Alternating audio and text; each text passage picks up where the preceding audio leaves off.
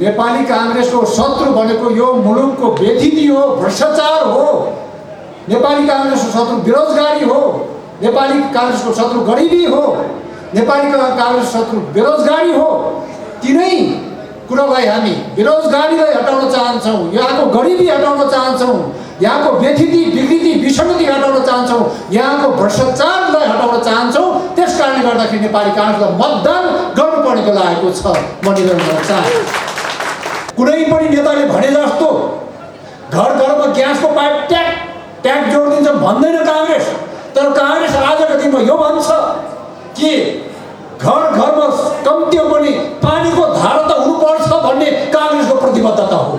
यो मुलुकमा अहिले कांग्रेस त्यो भन्दैन, सरल चाहिँ रेलमा चढेर गइहाल्नुहोस्, कलकत्ताको बन्दरगाहमा पुर्याउँछौँ भन्ने गफ हामी कांग्रेस लगाउन चाहन्नौँ।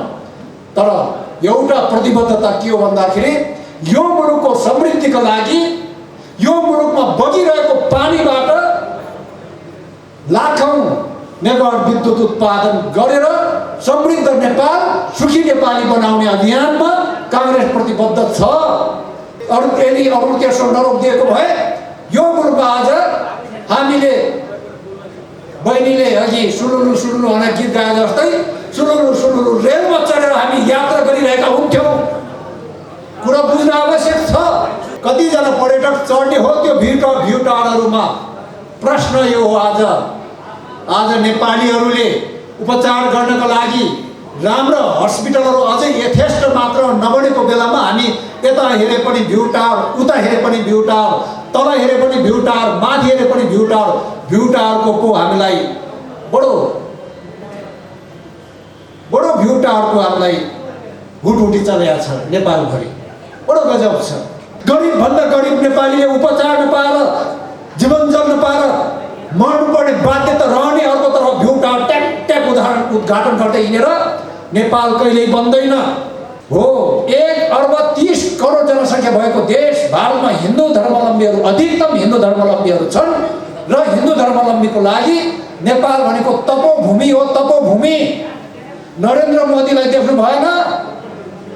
नरेन्द्र मोदी प्रधानमन्त्री नेपाल आउँदाखेरि पशुपतिनाथमा त्यसै पूजाआजा गर्न गएका होइनन्। नरेन्द्र मोदी नेपाल आउँदाखेरि मुक्तिनाथ त्यसै गएका होइनन्। हिमालयन देश नेपालमा हिन्दू धर्मावलम्बीका लागि 4 नाथ छन्: पशुपतिनाथ, मुक्तिनाथ, छायानाथ अनि कैलाशनाथ। किन भन्न सकेनौ? भन्ने मात्र होइन, गर्ने पनि हो। प्रवर्तन किन गर्दैनौ? तर 5 औँलेको प्रतिबन्ध होइन, खेती गर्ने र खेती गरेर उत्पादन बढाउने र त्यसपछि उद्योगीकरण गरेर बेच्ने।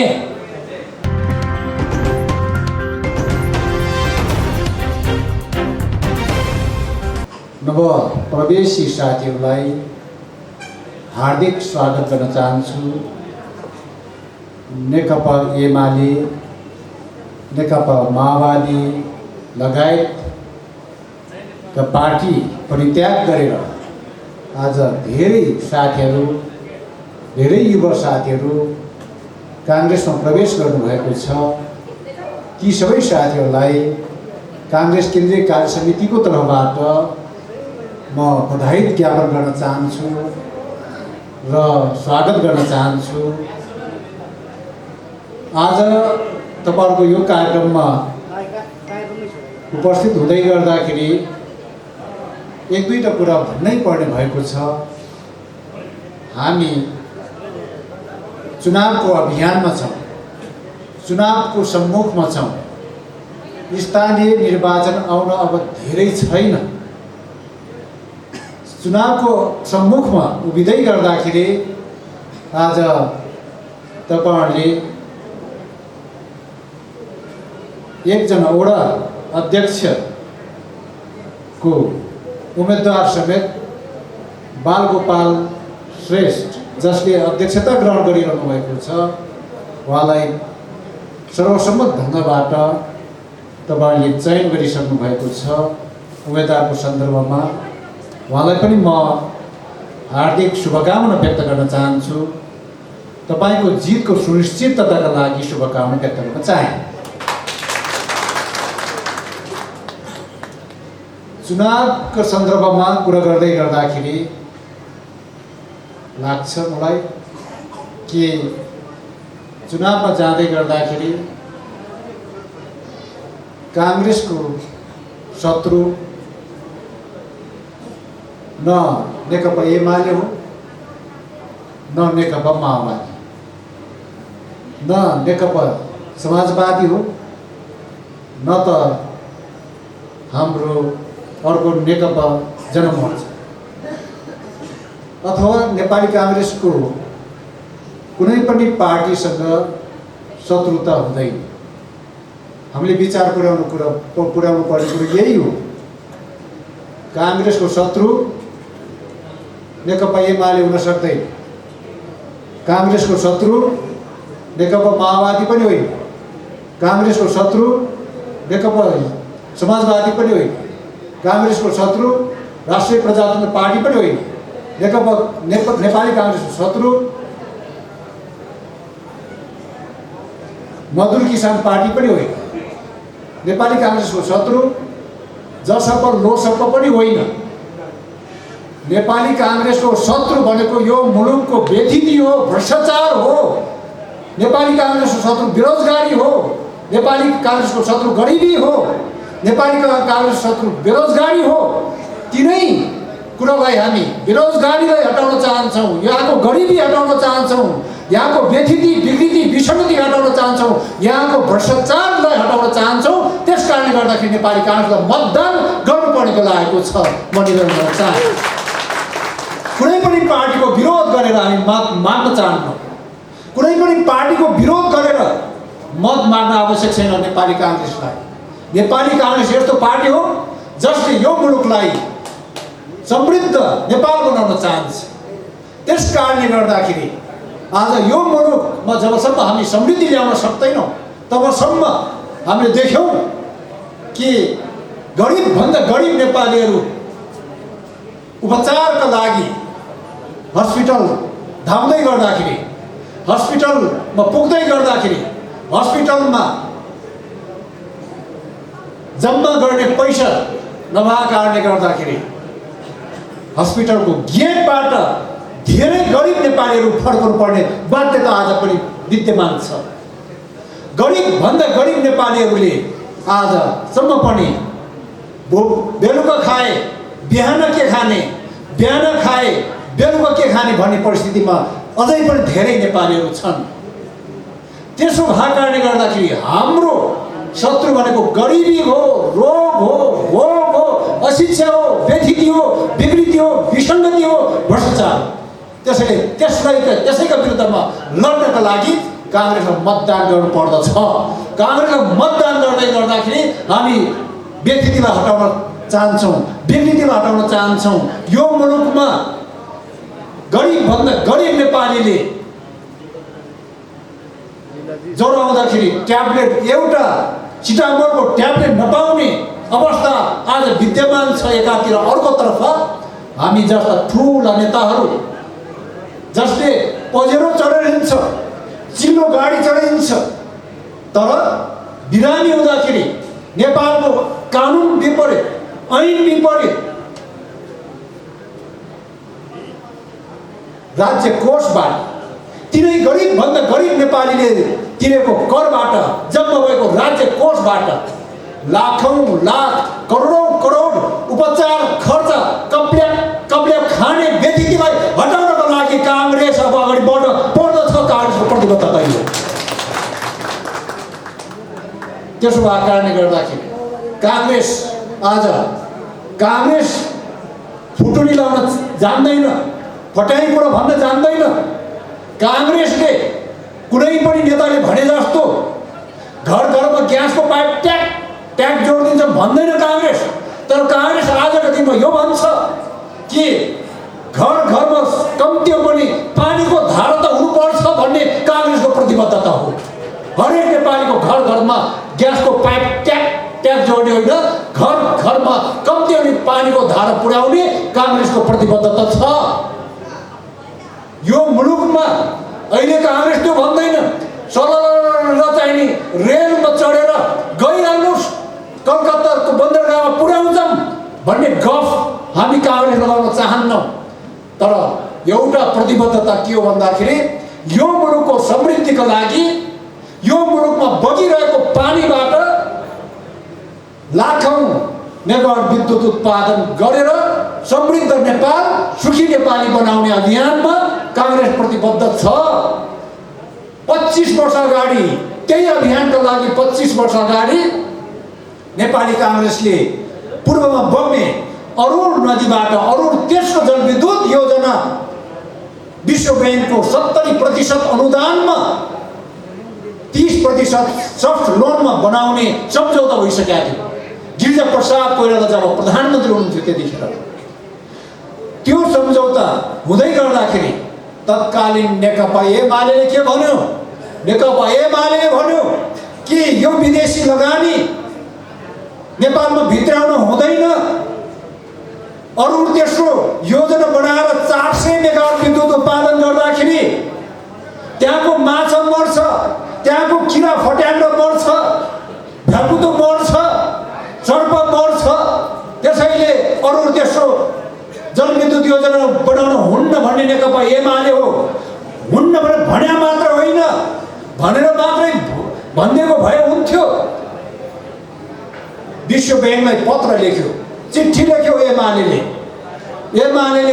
विश्व ब्याङ्कलाई चिठी लेखेकै कारणले गर्दाखेरि अरुण तेस्रो परियोजना ल्याउन हुन्न भनेर नेकपा एमाले 25 वर्ष अगाडि विश्व ब्याङ्कलाई पत्र नलेखेको भए आज अरुण तेस्रो लगायत धेरै योजनाहरू नेपालमा बनिसक्थे।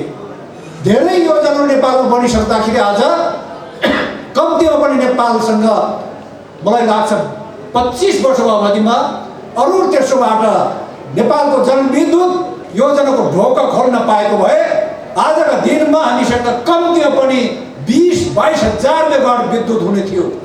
20-22 हजार मेगावाट नेपालसँग विद्युत भएको भए हामी 10 हजार मेगावाट जति सायद हामी आफै उपयोग गर्थ्यौँ। कसरी गर्थ्यौँ? घर घरमा ग्यासको सिलिन्डर होइन, घर घरमा हामीले विद्युतीय चुलोको योजना बनाइसकेका हुन्थ्यौँ। घर घरमा विद्युतीय चुलो हुन्थ्यो। यो मुलुकमा आज घर घरमा कुदाउने, सडकमा कुद्ने मोटरसाइकलदेखि ट्याक्सी, कार, बस पेट्रोल र डिजेलबाट होइन, यो मुलुकमा चल्ने सबै यातायातका साधनहरू विद्युतीय साधन हुने थियो। आज हामी विडम्बनाका साथ जुन रेल आज डिजेलबाट चढ्ने रेल, ओल्डेस्ट मोडेलको रेल बोकेर ल्याएको छ नेपालमा। तर नेपालले यदि 25 वर्ष अगाडि जलविद्युतमा फड्को मार्न पाएको भए आज यो मुलुकमा मेट्रो रेल, विद्युतीय रेल हुन्थ्यो। यो मुलुकको कायापलट भइसक्ने अवस्था हुन्थ्यो। तर हाम्रो भाग्य कसले पुछ्यो हिजोका दिनमा? तब हामीलाई थाहा छ, धेरै कुरा भन्न आवश्यक छैन। त्यसो भएको कारणले गर्दा निवेदन गर्न चाहन्छु म, नेपाली काङ्ग्रेस विकास निर्माण गरेर अगाडि बढ्न चाहन्छ। यदि अरुण तेस्रो नरोकिदिएको भए यो मुलुकमा आज हामीले बहिनीले अघि सुलुलु सुलुलु भनेर गीत गाए जस्तै सुलुलु सुलुलु रेलमा चढेर हामी यात्रा गरिरहेका हुन्थ्यौँ। कुरा बुझ्न आवश्यक छ। त्यसो भएको कारणले गर्दाखेरि निवेदन गर्न चाहन्छु म, यो मुलुकको विकास निर्माणको खाका काङ्ग्रेससँग छ। काङ्ग्रेससँग यदि हामीले त्यो धारणाबाट अगाडि बढ्न पाएको भए हामीसँग त्यति मात्रै होइन, नेपालमा 736 थरीका बहुमूल्य जडीबुटीहरू छन्। तर विडम्बना आज जडीबुटीहरूको उत्पादन, व्यवसायीकरण र औद्योगिकरण हुन सकिरहेको छैन। त्यसतर्फ पनि हाम्रो ध्यान छ। हामी हरेकतर्फ ध्यान दिइरहेका छौँ। विकासको निर्माण कसरी गर्न सकिन्छ भनेर ध्यान दिइरहेका छौँ।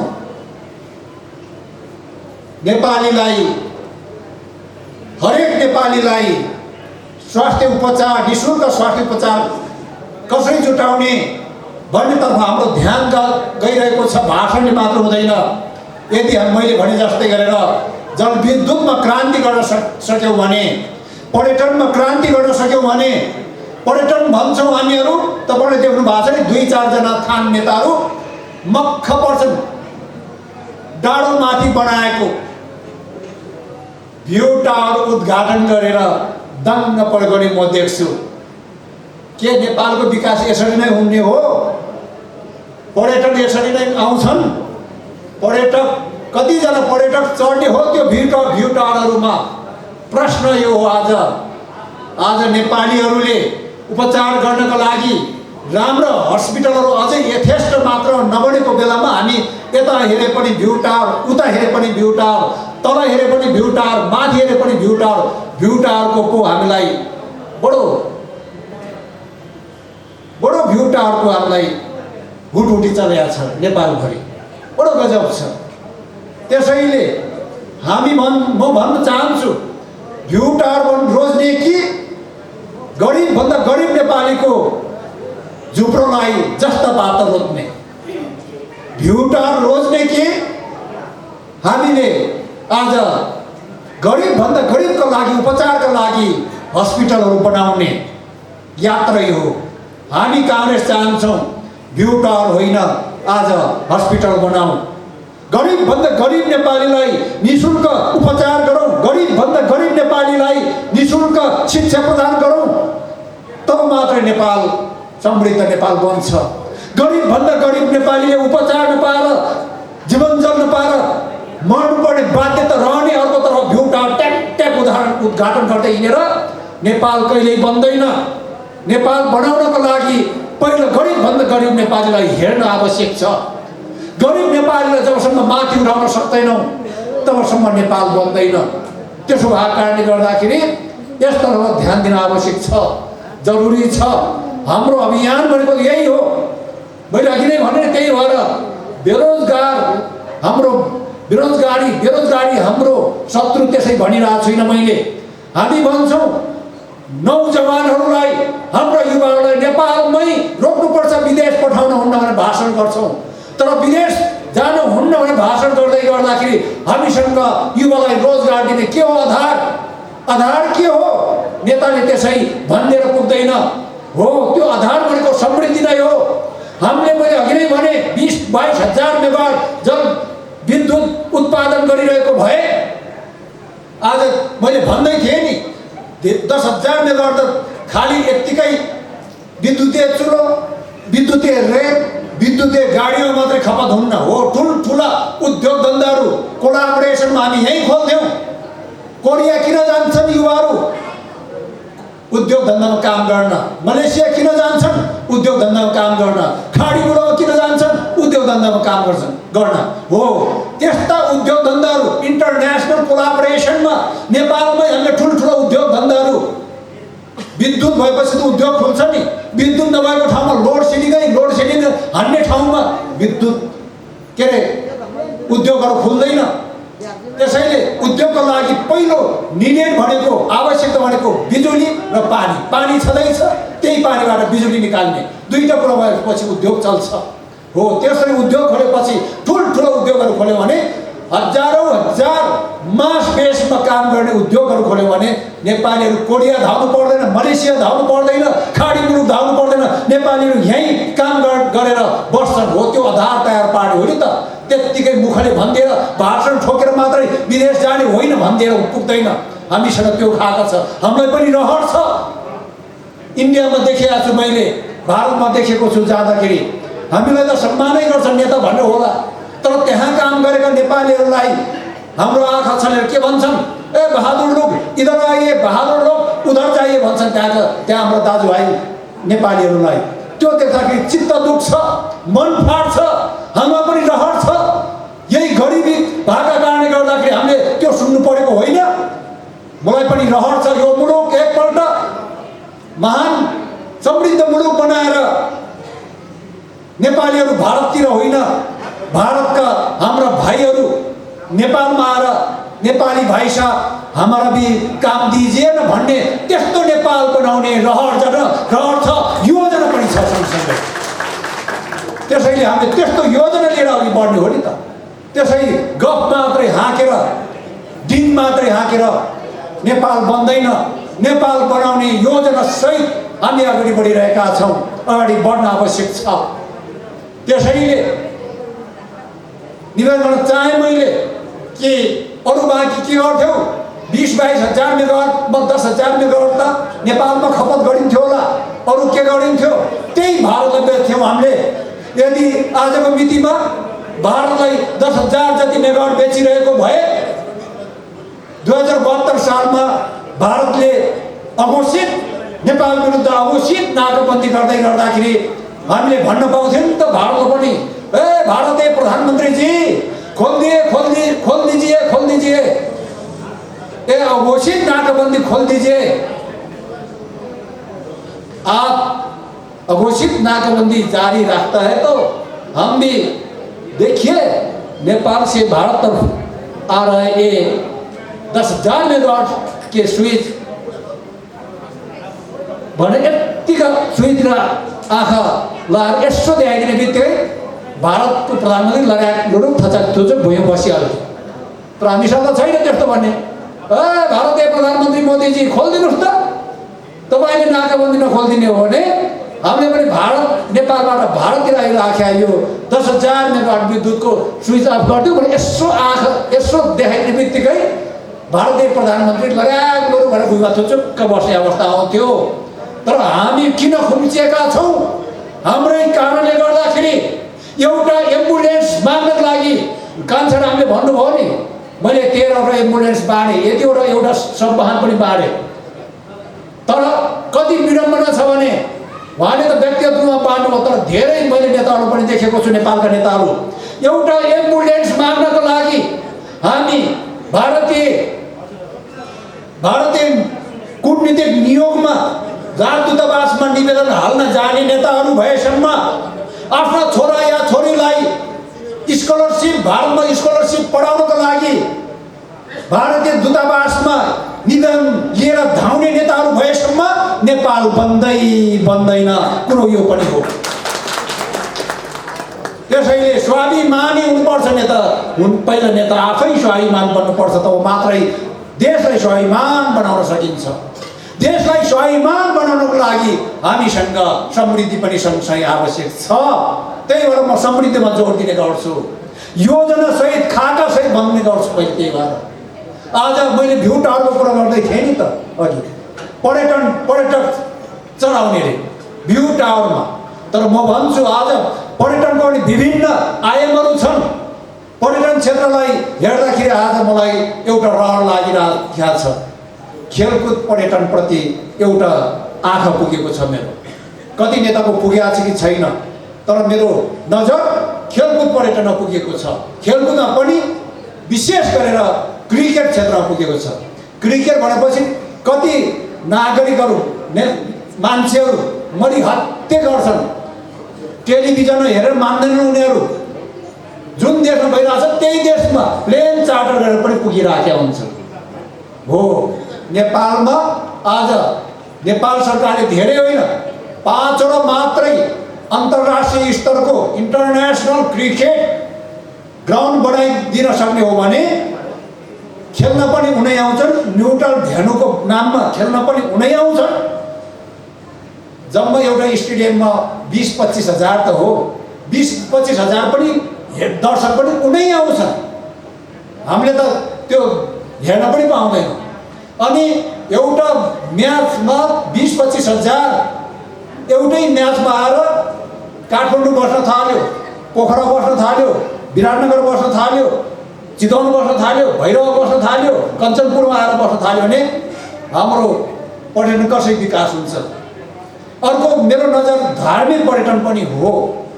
धार्मिक पर्यटनमा हामी बुद्धिस्ट पनि छौँ बढी नेपालमा, हिन्दू धर्म पनि छौँ। तर हाम्रो लागि भन्दा उनका लागि म भन्दैछु, मेरो उत्तरतिर पनि मेरो नजर छ, दक्षिणतिर पनि मेरो नजर छ। दक्षिण भारतमा 1.30 करोड भन्दा बढी जनसङ्ख्या भएको देश भारतमा बढीभन्दा बढी हिन्दू धर्मावलम्बीहरू छन्। हो, 1.30 करोड जनसङ्ख्या भएको देश भारतमा हिन्दू धर्मावलम्बीहरू, अधिकतम हिन्दू धर्मावलम्बीहरू छन्। र हिन्दू धर्मावलम्बीको लागि नेपाल भनेको तपोभूमि हो, तपोभूमि। नरेन्द्र मोदीलाई देख्नु भएन? नरेन्द्र मोदी प्रधानमन्त्री नेपाल आउँदाखेरि पशुपतिनाथमा त्यसै पूजाआजा गर्न गएका होइनन्। नरेन्द्र मोदी नेपाल आउँदाखेरि मुक्तिनाथ त्यसै गएका होइनन्। हो, नरेन्द्र मोदी, भारतीय प्रधानमन्त्री नरेन्द्र मोदी त धार्मिक दृष्टिकोणबाट हेर्ने हो भने त, धार्मिक पर्यटनको दृष्टिकोणले हेर्ने हो भने त हाम्रो विज्ञापनकर्ता जस्तो भएका छन्, तर हामीले केही गर्न सकेनौँ। यसको प्रवर्धन गर्न आवश्यक छ। हिमालयन देश नेपालमा हिन्दू धर्मावलम्बीका लागि 4 नाथ छन्: पशुपतिनाथ, मुक्तिनाथ, छायानाथ अनि कैलाशनाथ। किन भन्न सकेनौ? भन्ने मात्र होइन, गर्ने पनि हो। प्रवर्तन किन गर्दैनौ? के अरे मुक्तिनाथ, पशुपतिनाथ त यही काठमाडौँ भएर अलिक सजिलो होला, तर मुक्तिनाथमा जाने बाटाहरूको प्रवर्धन हामीले अलि राम्रो गर्नु पर्दैन? ओडामा रातो बनाएको छ डोजर। अहिले त ओडा अध्यक्षहरू, उहाँ त त्यस्तो नबन्नु होला, हाम्रो बालगोपालजी, तर धेरैवटा अध्यक्षहरू कस्तो देख्छु भने काङ्ग्रेस कम्युनिस्ट होइन, धेरैवटा अध्यक्ष भनेको त यो 5 वर्षमा त डोजर अध्यक्ष जस्तो भयो क्या। हेर्नुहोस्, आफै डोजर किन्ने अनि आफै डोजर लगाउने अनि यसो कट्याउने। यसरी देश बन्दैन। देश बनाउने हो भने नेपालको हिमालयन 4 धाम, 4 नाथमा जाने राम्रो बाटो बनाउन आवश्यक छ। नेपालले त्यो दृष्टिकोण राख्न आवश्यक छ, नत्र होइन भने जान त आउँछ नि बिचरा भारतीयहरू। मुक्तिनाथ पनि जान्छन्, तर मुक्तिनाथ गएर फर्केर पोखरामा झरेको भारतीय दाजुभाइलाई सोध्यौँ भने, भाइ साहब कैसा लगा मुक्तिनाथ भन्यो भने उनले के भन्छ? बडो अच्छा है भाइ साहब, बडो अच्छा है, लेकिन बाल बचकर आया हूँ भन्छ। किन? बाटो खराब भएको कारणले हो। अब मुक्तिनाथ दर्शन गरेर पोखरा झर्ने बित्तिकै कैसा लगा भाइ साहब भन्दाखेरि मुक्तिनाथ दर्शन बडो अच्छा होगा भाइ साहब, लेकिन बाल बचकर आया हूँ भन्ने मान्छेले आफ्नो भारत देशमा गएर, आफ्नो गाउँमा गएर, आफ्नो सहरमा गएर जाइए पशुपतिनाथ की दर्शन कीजिए, मुक्तिनाथ की दर्शन कीजिए भन्छ कि मत जाओ भाइ साहब, मत जाओ बहन, मैं बाल बचकर आया हूँ भन्छ। कुरो यो हो। त्यस कारणले गर्दाखेरि त्यस्तो धार्मिक पर्यटन भित्राउने हो भने हामीले यो मुलुकको विशेष धार्मिक पीठहरूमा हामीले प्रवर्धन गर्नु आवश्यक छ। बाटा सडक चाप्ला सडकहरू पुर्याउन आवश्यक छ। वाटी पर्यटक आउँछ नि। त्यसपछि अब दक्षिणबाट हिन्दू धर्मावलम्बी आउँछन्, उत्तरबाट को आउँछन्? बुद्धिस्ट आउँछन्। बुद्धिस्ट, यो देश भनेको बुद्ध जन्मेको देश हो। बुद्ध जन्मेको देशमा मैले त भनेको छु, धेरै वर्षदेखि पहिलेदेखि भनेको, सरकारमा जानेहरूले गरिदिया छैन। म सरकारमा गएको छुइनँ, सरकारमा जानेर गर्नु पर्थ्यो भन्ने मलाई लाग्छ। त्यहाँ हामीले कपिलवस्तुमा, बुद्ध जन्मिएको कपिलवस्तुमा यसो एकै दिनमा 500 देखि 1000 बच्चा जन्माउन सक्ने मेटर्निटी हस्पिटल, अझै भनिदिनु भने बुद्ध मेमोरियल मेटर्निटी हस्पिटल। ल भन्नुहोस्, अब बुद्धिस्ट आउँछ कि आउँदैन नेपालमा? हो, पर्यटन क्षेत्रको विकास यसरी गर्ने हो। धेरै कुराहरू छन्। मैले अघि नै जडीबुटीको कुरा पनि भन्दै थिएँ। नेपालमा के गर्छन्? जडीबुटी त ल्याउन प्रतिबन्ध लाएर राख्छ। जडीबुटी प्रतिबन्ध लाउने होइन, जडीबुटीको खेती गर्न आवश्यक छ। मेरो दृष्टिकोणमा 5 औँले, तपाईँले 5 औँले भन्ने सुन्नुभएको छ। एउटा उदाहरण मात्र दिँदैछु। 5 औँले के हुन्छ? प्रतिबन्ध लाएर राखेको छ, तर 5 औँलेको प्रतिबन्ध होइन, खेती गर्ने र खेती गरेर उत्पादन बढाउने र त्यसपछि उद्योगीकरण गरेर बेच्ने। तर बडो अचम्म छ, नेपालमा सरकारमा जाने साथीहरू यसतर्फ किन ध्यान नदिने? खाली टका धर्म, टका कर्म, टकायम परम सुखम भनेर कमिसनको मात्रै खेलमा हामी हेऱ्यौँ भने देश बन्दैन। त्यसकारण देश बनाउने अभियानमा जुट्नको लागि पनि काङ्ग्रेसलाई नै मतदान गर्नुपर्ने अवस्था छ। यसो भन्दै गर्दाखेरि हामीले आज तालमेलको पनि हामीसँग कुरो छ। चुनावको सन्दर्भमा तालमेलको कुरै नगरिकन पनि जानुभयो। तालमेल गर्नुहोस् साथीहरू, अवस्था र आवश्यकता हेरेर तालमेल गर्ने हो भनेकै छौँ हामीले। तर तालमेल गर्दै गर्दा, चुनावी तालमेल गर्दै गर्दाखेरि प्रष्ट भाषाको केन्द्रीय उपसभापति भएको कारणले गर्दा भन्नै पर्ने हुन्छ कि तपाईँहरूलाई के भनेको छ भने केन्द्रीय कार्य समितिले अवस्था र आवश्यकता अनुरूप तालमेल गर्न सक्नेछ भने। त्यस कारणले गर्दा अवस्था हेर्नुहोस्, आवश्यकता महसुस भयो भने तालमेल गर्नुहोस्। तर भुइँको टिप्छु भन्दाखेरि कोखिलाको नपुछियोस्, रुखको चरा टिप्छु भन्दाखेरि हातको चरा नफुत्कियोस्। यस्ता तपाईँले ध्यान दिन आवश्यक छ। तालमेल गर्ने नै हो। तालमेल गर्दै गर्दाखेरि भुइँको टिप्छु भन्दा कोखिलाको कोखियो भने हाम्रो कुन हडिबिजोग होला, रुखको चरा टिप्छु भन्दाखेरि हातैको चरा फुस्कियो भने अनि हाम्रो हडिबिजोग के होला। त्यस कारणले गर्दाखेरि नेपाली काङ्ग्रेसलाई आज हातको चरा फुत्काउने छुट पनि छैन, कोखिलाको चाहिने पनि पोखाउने छुट पनि छैन। यो कुरा पनि बुझेर तपाईँहरू अघि बढ्नु होला, म निवेदन गर्न चाहन्छु। सँगसँगै देखाइदिन्छु काङ्ग्रेसका लागि काङ्ग्रेसको नेताले देखाइदिन्छु भन्ने 10औं वर्ष दुःख गरेको काङ्ग्रेस, 20औं वर्ष दुःख गरेको काङ्ग्रेसलाई अर्को काङ्ग्रेसले म पदमा छु त्यसैले म देखाइदिन्छु भनेर यसो गर्ने, आफ्नै कामलाई देखाइदिन्छु भन्ने, आफ्नै 20औं 40औं वर्ष काम गरेको, दुःख गरेको, जेल खाएको, नेल खाएको पार्टीका साथीलाई देखाइदिन खोज्ने भन्ने, अनि अर्को पार्टीको गालामा मही खाएर माथि पुगेदैन भन्ने कुरा पनि हामीले बुझ्न आवश्यक छ। निवेदन गर्न चाहन्छु म साथीहरू प्रष्ट भाषामा। त्यस कारणले गर्दाखेरि पहिलो शर्त के भन्दाखेरि इन्ट्याक्ट, तपाईँ हाम्रो पार्टी इन्ट्याक्टमा राख्न आवश्यक छ। कसैले कसैलाई देखाउने बेला होइन, यो सबैलाई समेट्ने बेला हो। समेटेर अघि बढ्नुहोस्। सभापतिजी यही हुनुहुन्छ, उहाँ त लगभग सबैको सर्वसम्मत सभापति जस्तो उहाँ त। यो कान्छाराम तामाङ, पुराण तामाङ त मैले सुने बगैँचा त उहाँ त सर्वसम्मत जस्तो। उहाँले प्यानल पनि बनाउनु भएन भनेर सुन्छु। बिना प्यानल उहाँ त सभापति बन्या मान्छे, त्यसैले उहाँ त त्यहाँको अभिभावकै हो। त्यहाँको अभिभावकै भएको कारणले गर्दाखेरि अभिभावकीय भूमिका निर्वाह गर्नुहुन्छ भन्ने मलाई पुरै विश्वास छ। त्यसो भएको कारणले गर्दाखेरि उहाँप्रति मेरो कुनै आशंका छैन, पुरादर तामाङप्रति कुनै आशंका पनि छैन। उहाँले पूर्ण रूपमा आफ्नो पदवी दायित्व पुरा गर्नुहुन्छ, मलाई विश्वास छ।